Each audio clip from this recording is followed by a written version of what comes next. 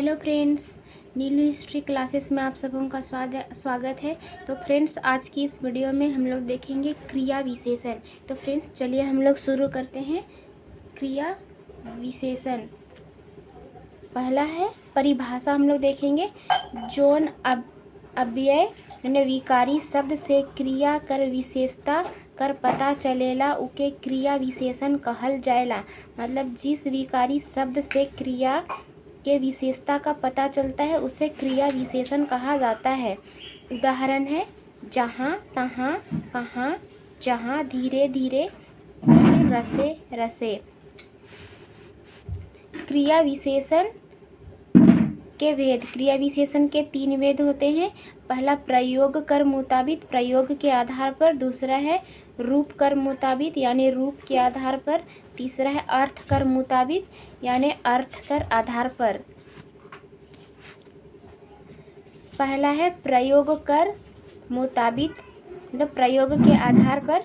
जौन क्रिया विशेषण कर कोनो वाक्य में स्वतंत्र प्रयोग होवेला के प्रयोग क्रिया विशेषण कहल जाएला। मतलब जिस क्रिया विशेषण का प्रयोग किसी भी वाक्य में स्वतंत्र रूप से प्रयोग होता है उसे प्रयोग क्रिया विशेषण कहा जाता है। इसके 3 भेद होते हैं। पहला है साधारण क्रिया विशेषण, दूसरा संयोजक क्रिया विशेषण, तीसरा है अनुबद्ध क्रिया विशेषक या इसी को पहला है। तो हम लोग इन तीनों को एक एक करके देखेंगे। पहला है साधारण क्रिया विशेषण। जौन क्रिया विशेषण कर प्रयोग कोनो वाक्य में स्वतंत्र रूप से होवेला उके साधारण क्रिया विशेषण कहल जाएला।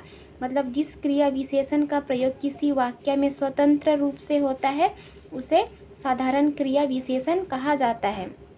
उदाहरण है अरे माँ कहाँ गेलक, मतलब अरे मम्मी कहाँ गई या माँ कहाँ गई। दूसरा है अरे मैं कहाँ गई, इसका हिंदी रूप है। आगे देखेंगे अगला। दूसरा है संयोजन क्रिया विशेषण। जौन क्रिया विशेषण कर संबंध कोनो उपवाक्य से रहेला उके संयोजक क्रिया विशेषण कहल जाएला। मतलब जिस क्रिया विशेषण का संबंध किसी उपवाक्य से रहता है उसको संयोजक क्रिया विशेषण कहा जाता है। उदाहरण जब हमर छुआई नहीं रही तब हम जी के का करब। मतलब जब हमारा बच्चा ही नहीं रहेगा तब हम जी के क्या करेंगे। इसका अर्थ ये होता है एखन जोन जगन हटिया कारखाना है वहाँ कहियो गांव रहे। इसका मतलब है जहाँ पर अभी हटिया है, जिस जगह में हटिया बसा हुआ हटिया का कारखाना, उसी जगह में किसी समय में गांव हुआ करता था। तो ये दोनों वाक्य संयोजक क्रिया विशेषण के उदाहरण हैं। तीसरा है अनुबद्ध क्रिया विशेषण। अनुबद्ध क्रिया विशेषण माने होवेला निश्चय, मतलब निश्चय क्रिया विशेषण भी इसको बोल सकते हैं। जौन क्रिया विशेषण कर प्रयोग या निश्चय ले होवेला उके अनुबद्ध क्रिया विशेषण या निश्चय क्रिया विशेषण कहा जाता है। उदाहरण है हम उके देख तक नखी, मतलब हम उसको देखे तक नहीं हैं। मतलब किसी अनिश्चित का बोध हो रहा है इसीलिए हम उसको नहीं देखे हैं का बोध हो रहा है, तो इसको हम लोग बोलेंगे अनुबद्ध क्रिया विशेषण। रूप कर। दूसरा है रूप कर मुताबिक। क्रिया विशेषण के 3 भेद होते हैं। पहला है मूल क्रिया विशेषण, दूसरा है यौगिक क्रिया विशेषण, तीसरा है स्थानीय क्रिया विशेषण। तो एक एक करके इसको हम लोग देखेंगे। पहला है मूल क्रिया विशेषण। इसन क्रिया विशेषण जे कोनो दोसर शब्द कर मेल से नी बनेला मूल क्रिया विशेषण कहलाएला। मतलब वैसे क्रिया विशेषण जो किसी दूसरे शब्द के मेल से नहीं बनता है उसको हम लोग मूल क्रिया विशेषण कहते हैं। उदाहरण है फिन या फिर या ठीक, ये सब किसी भी शब्द के मेल से नहीं बना है इसीलिए ये सब मूल क्रिया विशेषण है। दूसरा है यौगिक क्रिया विशेषण। इसन क्रिया विशेषण जे कोनो दोसर शब्द में प्रत्यय या पद जोड़ के बनेला उके यौगिक क्रिया विशेषण कहना। मतलब वो क्रिया विशेषण जो किसी शब्द में प्रत्यय या पद जोड़ने से बनता है उसको हम लोग यौगिक क्रिया विशेषण कहते हैं। इसको उदाहरण हम लोग देखेंगे। यहाँ पे हम लोग ध्यान देने वाला बात ये है कि यौगिक क्रिया विशेषण संज्ञा, सर्वनाम, विशेषण, धातु और अव्यय कर मेल से बनेला। मतलब जो धातु क्रिया विशेषण मतलब क्रिया विशेषण है, यौगिक क्रिया विशेषण, वो किसी भी शब्द के मेल से नहीं बनता है, लेकिन इसमें ध्यान देने वाला बात ये है कि यौगिक क्रिया विशेषण संज्ञा या सर्वनाम या विशेषण या धातु या फिर अव्यय के मेल से बनता है। उदाहरण है संज्ञा से, मतलब संज्ञा के जो मेल से बना है वो, उसका उदाहरण देखेंगे। घड़ी घड़ी मतलब बार बार, माझे माझे मतलब बीच बीच। विशेषण से बना हुआ क्रिया शब्द देखेंगे, यौगिक क्रिया विशेषण शब्द एक एक या ठीक ठीक। संज्ञा विशेषण से बना हुआ शब्द देखेंगे, एके संज्ञा मतलब एक साथ, एक धाव मतलब एक बार। अव्यय और दोसर शब्द कर मेल से बना हुआ यौगिक क्रिया विशेषण शब्द देखेंगे, रोज, दिन या फिर प्रतिदिन या अनजाने मतलब अचानक। तीसरा है स्थानीय क्रिया विशेषण। इसन क्रिया विशेषण जे बेगर कोनो रूपांतर या बदलाव के ठाव विशेष में आवेला उके स्थानीय क्रिया विशेषण कहल जाएला।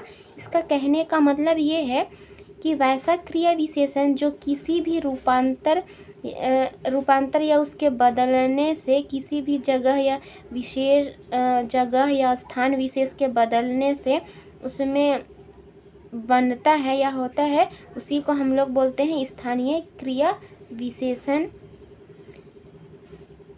उदाहरण है ऊ अपन मुँह फोड़ी, मतलब वो अपना सिर फोड़ेगा। मतलब ऊ अपन मूड मतलब होता है सिर, फोड़ी मतलब फोड़ेगा, वो अपना सिर फोड़ेगा। ये है स्थानीय क्रिया विशेषण का उदाहरण। तीसरे प्रकार का है, तीसरे प्रकार में आएगा अर्थ कर मुताबिक क्रिया विशेषण कर दुई भेद होवेला। मतलब अर्थ के हिसाब से या अर्थ के आधार पर क्रिया विशेषण के कितने भेद हैं? क्रिया विशेषण के दो भेद हैं। पहला है परिमाणवाचक क्रिया विशेषण, दूसरा है रीतिवाचक क्रिया विशेषण। तो फ्रेंड्स एक एक करके हम लोग देखेंगे। पहला है परिमाण क्रिया वाचन क्रिया विशेषण, परिमाणवाचक क्रिया विशेषण। परिमाण या संख्या कर बोध जोन क्रिया विशेषण में होवेला उके परिमाणवाचक क्रिया विशेषण कहल जाएला। मतलब जो संख्या या किसी भी परिणाम कर बोध कराता है वैसे विशेषण को हम लोग परिमाणवाचक क्रिया विशेषण कहते हैं। इसका उदाहरण देखते हैं। इसके भी 5 उपभेद होते हैं। इसमें अधिकता बोधक मतलब जो अधिक का बोध कराता है, जैसे कि बगरा मतलब बहुत ज़्यादा, सब मतलब सभी, पूरे मतलब पूरा ही, ये सब इसके उदाहरण है। परिणामवाचक क्रिया विशेषण के उपभेद में अधिकता का जो बोध कराता है उसमें हम लोग बगरा, सोब या पूरे का प्रयोग करते हैं। न्यूनता बोधक में आएगा थोड़े मतलब थोड़ा सा, कटिक मतलब भी मतलब थोड़ा सा होगा, तनी मतलब भी थोड़ा ही सा होगा। इसका हम लोग प्रयोग न्यूनता बोधक क्रिया विशेषण के रूप में करते हैं।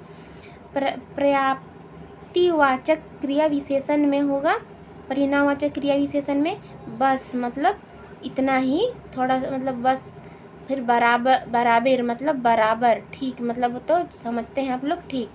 चौथा है तुलनावाचक क्रिया विशेषण, परिणामवाचक क्रिया विशेषण। तुलनावाचक ये परिणामवाचक क्रिया विशेषण के उपभेद है। इसमें आएगा इतना, उतना, जतना, कतना, कतई, ओतई या फिर जतई। 5वां है श्रेणीवाचक। इसमें आएगा पारा पारी से, फिर इसमें आएगा बारी बारी से, फिर एक एक करके मतलब एक एक करके, थोड़े थोड़े मतलब थोड़ा थोड़ा। दूसरा है रीतिवाचक क्रिया विशेषण। रीतिवाचक क्रिया विशेषण माने क्रिया कर रीति प्रकार विधि और निश्चय कर बोध होवेला।